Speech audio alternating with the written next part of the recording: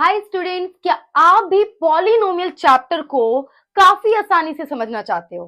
तो आपका स्वागत है study with Ruby YouTube channel पे। मैं रूबी और आज के इस वीडियो में मैं आपको क्लास 10th चैप्टर 2 पॉलिनोमियल का इंट्रोडक्शन देने वाली हूँ। ओके, इंट्रोडक्शन वीडियो काफी इंपॉर्टेंट है, आप ये वीडियो जरूर देखें। ओके, चलो तो हम स्टार्ट करते हैं। तो पहला कॉन्सेप्ट है कि चैप्टर का नाम पॉलिनोमियल है। पॉलिनोमियल कहते किसे हैं? पॉलिनोमियल होता क्या है? तो पॉलिनोमियल समझने से पहले आपको टर्म समझना पड़ेगा। क्या टर्म? कि टर्म क्या होता है? तो टर्म किसे कहते हैं सबसे पहले आप वो समझो। जब हम न्यूमेरिकल कोएफिशिएंट और वेरिएबल को एक साथ मिलाते हैं तो हमारा टर्म बनता है। तो आपका क्वेश्चन है, क्या ये 2 एक टर्म है? 2 के साथ तो कोई वेरिएबल नहीं है, 2 टर्म है क्या? 2 जो हमारा है वो है कांस्टेंट। 2 भी एक टर्म में इंक्लूड किया जाएगा। ओके, जब न्यूमेरिकल कोएफिशिएंट वेरिएबल मिलकर एक टर्म बनाएंगे और इसके साथ में कोई कांस्टेंट वैल्यू है तो भी वो टर्म में इंक्लूड होगा। ओके, इसे टर्म कहा जाएगा। ये जो इक्वेशन दिया है इसमें टोटली 2 टर्म है, 1 2। ओके, टर्म समझ में आ गया आपको। अब पॉलिनोमियल समझने की कोशिश करो कि पॉलिनोमियल क्या होता है। जब आप एक या एक से ज्यादा टर्म को आपस में मिलाते हो तो बनता है हमारा पॉलिनोमियल। एग्जाम्पल के लिए यहीं पर आप देख सकते हो, ये हमारा एक टर्म है और ये दूसरा टर्म है। 2 टर्म मिलकर एक इक्वेशन बनाए और ये बना पॉलिनोमियल। ओके, पॉलिनोमियल को 2 बेस पे डिवाइड किया गया है। पॉलिनोमियल को 2 बेसिस पे डिवाइड किया गया है। पहला तो टर्म और दूसरा डिग्री। सारे टर्म वाले जो नंबर होते हैं वो पॉलिनोमियल होते हैं। इसी के साथ साथ जो पावर वाले नंबर होते हैं उन्हें भी पॉलिनोमियल कहा जाता है। ओके, बट यहां पर जब टर्म है, टर्म जिसके एक टर्म, यहां पर कुछ नाम रख दिए गए हैं।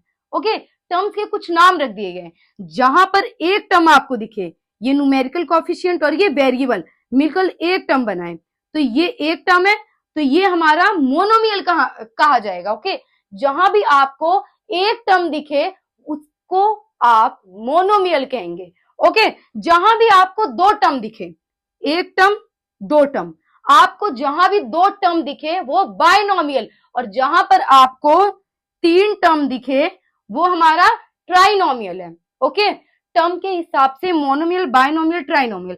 अगर 3 से ज्यादा टर्म है तो वो भी एक पॉलिनोमियल कहलाएगा। ओके, पर ये स्टार्टिंग के जिसके एक टर्म होते हैं उसको मोनोमियल कहा जाता है, जिसके 2 टर्म बाइनोमियल, जिसके 3 टर्म ट्राइनोमियल। ओके, अब डिग्री के बेस पे देखते हैं, पावर के बेस पे। ओके, जिस भी पॉलिनोमियल में मैक्सिमम पावर 1 हो, पावर 1 है हो, तो उसको हम लीनियर पॉलिनोमियल कहते हैं। क्या? Linear polynomial. ओके, और जहां पर मैक्सिमम पावर, यहां पर जो मैक्सिमम पावर है वो हमारा 2 है। ओके, 2 से ज्यादा यहां पर कुछ पावर दिख रहा है आपको? नहीं, मैक्सिमम पावर आपको 2 दिख रही है, तो ये हमारा क्वाड्रेटिक पॉलिनोमियल है। क्या है? क्वाड्रेटिक पॉलिनोमियल है। ओके, क्वाड्रेटिक पॉलिनोमियल है। इसी के साथ साथ जहां पर आपको मैक्सिमम पावर 3 दिखे वो हमारा क्यूबिक पॉलिनोमियल होता है। यहां पर पावर 2 भी है, 3 भी है, पर हाईएस्ट पावर क्या है? 3। मैक्सिमम पावर क्या है? 3। तो ये एक क्यूबिक पॉलिनोमियल है। ओके, तो ये हमारा एक क्यूबिक पॉलिनोमियल है। जितने भी टर्म वाले नंबर्स होते हैं, एक टर्म हो, 2 टर्म हो, 10 टर्म हो, या फिर कितना भी पावर हो, 2 पावर हो, 1 हो, 3 हो, या फिर 4 हो, 5 हो, ये सारे नंबर पॉलिनोमियल कहलाते हैं। ओके, जो टर्म वाले नंबर होते हैं वो भी पॉलिनोमियल कहलाते हैं, जो डिग्री वाले नंबर होते हैं वो भी पॉलिनोमियल कहलाते हैं। एक बात आप ध्यान रखना, एक बात ध्यान में रखना, आप अगर आपसे बोला जाएगा क्या 2x² + 9 टर्म के हिसाब से मोनोमियल है, बाइनोमियल है, ट्राइनोमियल है, तो आपको पावर पे ध्यान नहीं देना है, बस आपको टर्म देखना है। तो ये एक टर्म, 2 टर्म, 2 टर्म है तो क्या होगा? बाइनोमियल होगा। ओके, इसी तरह जब आपको डिग्री बोली जाए तो आपको टर्म पे ध्यान नहीं देना है, बस मैक्सिमम पावर देखकर आपको अपना आंसर चूज करना है। ओके, मैक्सिमम पावर बस देखनी है आपको, टर्म कितने हैं वो मैटर नहीं करता है, पावर मैटर करता है। ओके, तो चलो हम अपना नेक्स्ट टॉपिक सॉल्व करते हैं। ओके, नेक्स्ट टॉपिक करते हैं। नेक्स्ट टॉपिक में आपसे कहा गया है कि geometrical meaning of the zeros of polynomial. Geometrical हम पॉलिनोमियल के जीरोस कैसे निकाल सकते हैं? बिल्कुल निकाल सकते हैं। जैसा कि आप देख सकते हैं, find the zeros of polynomial x. आपको यहाँ पर एक ग्राफ टाइप का दिया है। ओके, इसमें बोला गया है कि पॉलिनोमियल एक्स के कितने जीरोस होंगे। तो यहाँ पर एक लाइन है। ओके, मान लो एक लाइन है, ये एक लाइन है। जब कोई लाइन पॉलिनोमियल एक्स की बात की जा रही है, हमारा ये एक्स एक्सिस है, ये वाला वाई एक्सिस है। एक्स को ये लाइन कितने बार टच कर रही है या फिर कट कर रही है? जितने बार भी कट करेगी या टच करेगी उतने ही आपके जीरोस होंगे। तो ये जो लाइन है, हम देखते हैं एक बार, एक पॉइंट पे कट कर रही है, 2 पॉइंट पे, 3 और 4। ओके, तो हमारे नंबर ऑफ जीरोस कितने हुए? 4। ओके, इसी तरह मान लो एक और लाइन है, यहां पर ये इस तरह जा रहा है। तो आप बताओ नंबर ऑफ जीरोस कितने हुए? एक बार टच कर रही है, 2 बार, तो कितने हुए? 2 हुए। ओके, 2 हुए हमारे। चलो, अगर ये भी ध्यान रखना आप, अगर आपको जीरोस ऑफ पॉलिनोमियल एक्स पूछे तो आपको एक्स एक्सिस पे देखना है कि एक्स एक्सिस पे कितने बार कट कर रही है, टच कर रही है। ओके, अगर यहां पर पॉलिनोमियल वाई बोलता तो आपको वाई एक्सिस पे देखना है। ओके, वाई एक्सिस पे देखना है, वाई एक्सिस पे कितने बार कट कर रही है ये लाइन? एक बार, तो आंसर 1 होगा। और यहां भी एक बार। ओके, मेरे कहने का मतलब यही है, जब आपसे क्वेश्चन में पूछा जाए find the zeros of polynomial x, तो आपको एक्स एक्सिस पे देखना है कितने बार टच कर रहा है या फिर कट कर रहा है। अगर आपसे बोला गया है कि पॉलिनोमियल वाई का बताओ, तो आपको वाई पे देखना है कि कितने बार वो टच या कट कर रहा है। ओके, चलो, अब हमारा नेक्स्ट टॉपिक जो है वो हम समझने वाले हैं। ओके, तो अब हम इस टॉपिक में समझने वाले हैं zeros of polynomial. Okay, zeros of polynomial क्या होता है? आपको पॉलिनोमियल 2 बेस पे डिवाइडेड किए गए थे। ओके, टर्म और डिग्री। तो आपको टर्म वाला नहीं देखना है, डिग्री वाला देखना है। डिग्री में आपको आपको दिया गया था एक लीनियर, एक क्वाड्रेटिक और एक क्यूबिक। क्यूबिक तो हमारे सिलेबस से कट आउट है, हमें लीनियर और क्वाड्रेटिक पॉलिनोमियल को पढ़ना है। ओके, क्वाड्रेटिक मेन है। जहां पर भी क्वाड्रेटिक सॉल्यूशन हो रहे हैं, जहां भी मैं क्वाड्रेटिक वाले टॉपिक्स को समझा रही हूं, प्लीज वहां पर ध्यान देना थोड़ा। ओके, चलो, जीरोस ऑफ पॉलिनोमियल, तो यहां पर हम लीनियर और क्वाड्रेटिक को लेंगे। ओके, चलो, पहला हमारा लीनियर वाला है। ओके, लीनियर वाला देखेंगे हम, लीनियर पॉलिनोमियल को। आप मान लो यहां पर 2x माइनस 2 दिया गया है। ओके, जीरोस ऑफ पॉलिनोमियल का मतलब ये है कि आपको अगर कोई लीनियर इक्वेशन दी गई है, x की जगह कुछ ऐसे वैल्यू पुट करने हैं जिसको पुट करते इसका सॉल्यूशन जो है 0 आएगा। तो वो जो नंबर कहलाएगा जो यहां पुट करोगे, उसी नंबर को हम जीरो ऑफ पॉलिनोमियल कहते हैं। ओके, मान लो आपको कैसे पता चलेगा कि x की वैल्यू क्या ही होगी, यहाँ पर क्या ही पुट करेंगे? ये तो इजी है, बट आगे टफ भी दे सकते हैं। ओके, तो आपको कुछ नहीं करना है। देखो, आपको क्या करना है, इक्वल्स टू में 0 है, ये यहाँ प्लस हो रहा है, उधर जाकर यहाँ माइनस हो रहा है, उधर जाकर प्लस हो जाएगा। 2x यहाँ बचा, 2 यहाँ इंटू हो रहा है, यहाँ पर आकर डिवाइड हो जाएगा। ओके, यहाँ पर आकर डिवाइड हो जाएगा। 1 आया, हमारी x की वैल्यू क्या आई है? 1 आई है। ओके, x की वैल्यू 1 आई है। अब आप इस इक्वेशन को उठाओ, इस इक्वेशन को, 2x प्लस 2 माइनस है, 2x माइनस 2। ओके, x क्या आया हमारा? 1। अगर आप 1 को पुट करते हो तो देखिए क्या सॉल्यूशन आएगा। 2 1 जा 2 माइनस 2, सॉल्यूशन क्या निकला हमारा लास्ट? 0। तो जो ये x की वैल्यू 1 है ना, इस 1 को जीरोस ऑफ पॉलिनोमियल कहा जाता है। ओके, सिंपल सी बात है। जीरोस ऑफ पॉलिनोमियल वो है आपको लीनियर या फिर क्वाड्रेटिक इक्वेशन में, क्वाड्रेटिक इक्वेशन में कहीं भी x की वैल्यू कुछ ऐसी पुट करनी है जहां से ये पूरा सॉल्यूशन 0 हो जाता है। तो उस x की वैल्यू को हम जीरोस ऑफ पॉलिनोमियल कहते हैं। आपको मैंने लीनियर का काफी अच्छे से समझा दिया। ओके, क्वाड्रेटिक का एक बार करके देखिए। ये हमारा क्वाड्रेटिक इक्वेशन है, यहाँ पर हम x की जगह ऐसा क्या पुट करें जिससे ये पूरा सॉल्यूशन 0 हो जाता है। एक बात ध्यान रखना आप कि linear polynomial, quadratic polynomial, okay, linear का मैक्सिमम पावर 1 होता है, तो आपकी जो x की वैल्यू निकलेगी वो 1 ही निकलेगी, ओके। अब जो क्वाड्रेटिक है इसका मैक्सिमम पावर क्या है, 2 है, तो यहाँ पर जो x की वैल्यू है वो मैक्सिमम 2 ही निकलेगी, ओके, 2 ही निकलेगी। चलो इसका सॉल्यूशन जो है थोड़ा सा अलग है, डिफरेंट है लीनियर वाले से। लीनियर वाला तो काफी इजी था, हमने 2 मिनट में इसको सॉल्व कर दिया। ये थोड़ा सा कॉम्प्लिकेटेड है, ओके, करोगे तो आ जाएगा, इतना भी कॉम्प्लिकेटेड नहीं है। चलो अब हम स्टार्ट करते हैं। अब ये जो स्टार्टिंग पहली वैल्यू है ये हमारी a कहलाती है, ये हमारा है b, उसके बाद ये जो वैल्यू है ये हमारी c कहलाती है, ओके, c है। जो एक्स स्क्वायर वाली वैल्यू होती है a होती है, x वाले के साथ जो होता है वो b होता है, और जो अकेला कांस्टेंट वैल्यू होती है वो हमारा c कहलाते हैं, ओके। अब हमें फर्स्ट और लास्ट को इनटू करना है। फर्स्ट हमारा 2 है, लास्ट हमारा 5 है, 2 इंटू 5 10 आया। अब हमें 10 का ऐसा पेयर बनाना है जिसको प्लस या माइनस करने पे 7 आए, ओके। चलो बनाते हैं। 10 2 के टेबल में आता है, हाँ आता है 2 के टेबल में। 2 5 जा 10, 2 5 जा 10। अब इसको 2 और 5 को प्लस या माइनस करने पे आपका क्या आना चाहिए, 7। दोबारा बता रही हूं आपको, स्टार्टिंग की जो एक्स स्क्वायर के साथ a की वैल्यू और c की वैल्यू को इंटू करना है। तो 2 5 जा हमारा 10 हुआ, 2 5 जा 10, हमने स्टार्टिंग की वैल्यू 2 ली है और लास्ट की 5, 2 5 जा 10 हुआ। अब आपको ऐसा पेयर बनाना है जिसको प्लस माइनस करने पे 7 आना चाहिए। तो 10 चेक करेंगे, क्या 2 के टेबल में 10 आता है, हाँ आता है। 2 5 जा 10, तो अब इस 2 और 5 से आप पेयर बनाओगे, ओके। 2 5 को प्लस या माइनस करने पे क्या 7 आ रहा है, 2 5 से 2 गया तो 3 आएगा, नहीं ये तो नहीं हो रहा, प्लस करते हैं एक बार, 5 6 7, यस हमारा क्या आ गया 7। तो ये पेयर हमारा सही है, अगर नहीं बनता तो आपको आगे देखना पड़ता, ओके।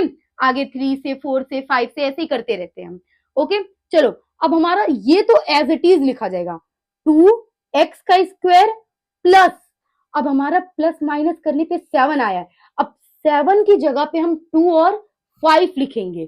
2 7 के साथ क्या था, x था, 2x प्लस 5x, ओके। 7 की जगह हमने ये दो नंबर लिखे हैं, 5 6 7 7x, ओके, प्लस सेम ऐसे आपको सेम इसको ऐसे लिख देना है एज इट इज, ओके, हमने लिख दिए। अब आप दो दो पेयर बनाओ, इन दो पेयर को सिलेक्ट करते हैं और फिर इन दो पेयर्स को, ओके। अब यहाँ पर देखो कॉमन क्या है, इन दोनों में कॉमन क्या है, 2 तो कॉमन है, यहाँ पर x भी कॉमन है, ओके। तो आपको 2x बाहर लेना है, 2x। अब जो बचे हैं उसको ब्रैकेट के अंदर रखना है। यहां से 2x चला गया तो यहाँ पर क्या बचेगा, x। एक बार आप करके देखो, 2x को x से इंटू करेंगे तो 2x का स्क्वायर आएगा, ओके सही है। 2x, यहां से 2x तो आ ही गया, तो वहां पर क्या बचा है, जब कुछ नहीं होता तो 1 होता है, ओके। 2x 1 जा 2x। अब ये ब्रैकेट के अंदर जो है सेम आपको इस इक्वेशन से भी इस ब्रैकेट के अंदर भी सेम यही वैल्यू आएगी, आप इसको लिख लो, ओके, इसे लिख लो। अब यहां पर ऐसा क्या लिखूं जिसको x के साथ इंटू करने में 5x आ जाए, यहां पर क्या लिखूं ऐसा, तो 5 को x से इंटू करोगे तो 5x आएगा, 5 1 जा 5, हाँ हमारी सारी वैल्यू सही है। एक एक बार आपको चेक भी करना है, दोनों के बीच में प्लस है तो यहाँ पर प्लस होगा। अब ध्यान से देखना, ब्रैकेट के बाहर जो नंबर है उनको एक साथ लेने हैं और जो ब्रैकेट के अंदर है उसको एक साथ लेना है। ब्रैकेट के बाहर मेरा 2x था, 2x, ओके, ब्रैकेट के बाहर मेरा 2x और क्या था, प्लस में 5 है, ओके। हमारा एक वैल्यू ये है और दूसरा हमारा है ब्रैकेट के अंदर x +1, सेम आपको लिख देना x+1, ओके। अब आपको x की दो वैल्यू मिलने वाली है, क्वाड्रेटिक इक्वेशन है तो x की कितनी वैल्यू मिलेगी, 2। आपको x की दो वैल्यू मिलने वाली है, बस आप देखो यहां पर x है, ओके, x की वैल्यू निकालनी है तो हमें 2 और 5 को उस तरफ भेजना पड़ेगा, इक्वल्स टू के, ओके, इक्वल्स टू के उस तरफ भेजना है आपको। आ जाओ, यहाँ 5 प्लस हो रहा है वहां जाकर माइनस, ओके, 2 यहाँ इंटू हो रहा है उधर जाकर डिवाइड हो जाएगा, -5/2, यहाँ x है, ये x की वैल्यू है, ओके, x की वैल्यू है।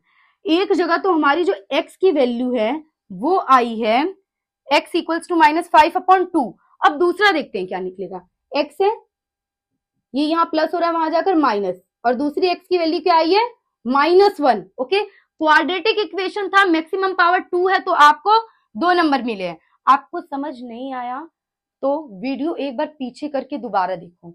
ओके, बिल्कुल अचानक से आपको सब कुछ समझ नहीं आएगा, धीरे धीरे आएगा। एक बार दो बार जब आप वीडियो को देखोगे, करने की कोशिश करोगे, तो आपको अच्छे से समझ में आएगा। ओके, तो आपको पता चल गया कि जीरोस ऑफ पॉलिनोमियल क्या होते हैं। ये जो x की वैल्यू ये है और ये दोनों जो नंबर हैं ये जीरोस ऑफ पॉलिनोमियल है। किसके? क्वाड्रेटिक इक्वेशन के। ओके, लीनियर का तो काफी इजी था, क्यूबिक कट रहा है, तो क्वाड्रेटिक का निकालने का ये ट्रिक है।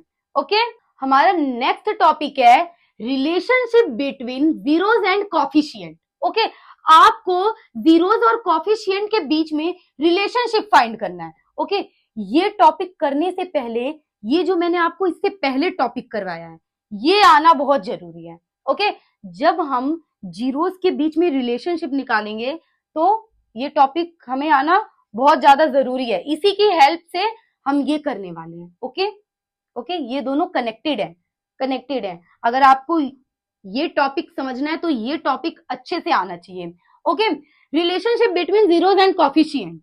ओके, जीरोस और कोफिशिएंट के बीच में आपको रिलेशनशिप फाइंड करना है। यहाँ पर एक फॉर्मूला है वो आपको आना चाहिए। ओके, रिलेशनशिप फाइंड करने के लिए हमें सम ऑफ जीरोस की जरूरत पड़ती है और प्रोडक्ट ऑफ जीरोस की जरूरत पड़ती है। चलो स्टार्ट करते हैं। ठीक है, दो बेस पे किया जाता है ये, एक तो सम ऑफ जीरोस के बेस पे, सम ऑफ जीरोस के बेस पे। ओके, सम ऑफ जीरोस के बेस पे। तो इसका जो सम ऑफ जीरोस का फॉर्मूला होता है वो होता है alpha plus beta equals to -b/a। Alpha beta क्या है? घबराओ मत, अल्फा बीटा हमारे ये दो जीरोस हैं, इनमें से एक जीरोस का नाम अल्फा रख दो, दूसरे का बीटा रख दो। ओके, रिलेशनशिप जब फाइंड करते हैं तो आपको ये तो थोड़ा सा याद करना पड़ेगा कि sum of zeros alpha plus beta equals to -b/a, और जो प्रोडक्ट ऑफ जीरोस है वो भी करवाएंगे। पहले हम ये सॉल्व करते हैं। ओके, चलो, तो हमारा जो अल्फा है ये मान लेते हैं, अल्फा हमारा -5/2 है, प्लस बीटा क्या है हमारा -1 है। ओके, आपको सॉल्व करना पड़ेगा इसको। ठीक है, चलो सॉल्व करते हैं। माइनस b, यहां पर कुछ नहीं है तो डिनोमिनेटर 1 है, सेम करना पड़ेगा हमें। ओके, चलो, -5 प्लस माइनस माइनस 1 2 जा 2 अपॉन में 2, माइनस माइनस क्या होता है प्लस। ओके, 5 6 7 हमारा -7 अपॉन में 2 आया। इसी के साथ साथ -b/a, इसको एज इट इज लिखना है, एज इट इज आप लिखते जाओ। इस माइनस से ये माइनस कट गया, जो a की वैल्यू है 2 आई है और जो b की वैल्यू है वो क्या आई है 7। ओके, सम ऑफ जीरोस को सॉल्व करने पे ये सिचुएशन क्रिएट हो रहा है। ओके, प्रोडक्ट ऑफ जीरोस भी हम साइड में कर देते हैं। ओके, प्रोडक्ट ऑफ जीरोस भी हम साइड में कर देते हैं। चलो, product of zeros, product of zeros समझने की कोशिश करना। सम ऑफ जीरोस का फॉर्मूला ये है और प्रोडक्ट ऑफ जीरोस का फॉर्मूला होता है प्रोडक्ट मतलब मल्टीप्लाई होता है, alpha into beta equals to c/a। मतलब हमें इन अल्फा बीटा मतलब इन दोनों जीरोस का यहाँ पर प्लस करना है और आगे जाके इन्हीं दोनों जीरोस का यहाँ पर इंटू करना है। ओके, तो एक तो था हमारा -5/2 multiply -1, okay, equals to c/a। Minus से माइनस कट गया, कुछ नहीं है तो 1 है, 5 1 जा 5 2 1 जा 2, ओके, इक्वल्स टू c/a। यहां पर जो a की वैल्यू है 2 है, यहां पे भी a की वैल्यू 2 है, यहां c की वैल्यू 5 है, b की वैल्यू 7 है। ओके, यहीं पर आपका रिलेशनशिप टॉपिक खत्म होता है। ओके, इस टॉपिक में बेसिकली आपको रिलेशनशिप बताना था जीरोस और कोफिशिएंट के बीच में। ओके, तो इसके दो चीजें आपको करके दिखानी पड़ेंगी। एक तो सम ऑफ जीरोस जिसका formula alpha plus beta, alpha beta हमारे ये जीरोस होते हैं। Okay, alpha beta equals to minus alpha plus beta equals to minus B upon A. Alpha beta की जगह आपको वैल्यूज पुट करके सॉल्व करनी है, बस ये एज इट इज लिखते जाओगे। अब दूसरा होता है प्रोडक्ट ऑफ जीरोस, कि इन जीरोस का प्रोडक्ट करना है। जीरोस का हमने प्रोडक्ट करके सॉल्व कर दिया, हमें सी और ए की वैल्यू निकल गई। अगर आपको चेक करना है क्या आपका आंसर सही है तो आप इसको कर भी सकते हो, कर सकते हो। देखो कैसे, ए की वैल्यू है आपकी, यहाँ पर लिखते हैं हम, ओके यहाँ पर लिखते हैं। सबसे पहले आप एक बार देख लो पहले से अच्छे से कि कैसे सॉल्व किया गया है। ओके चेक करें, अब आ जाओ हम ए की वैल्यू देखते हैं कि क्या है। ए की जो वैल्यू है यहाँ भी 2 है, यहाँ भी 2 है, तो ए की बात लिखना है, डबल टाइम मत लिख देना। ओके, बी की जो वैल्यू हमारी वो है 7 और सी की जो वैल्यू है वो है 5।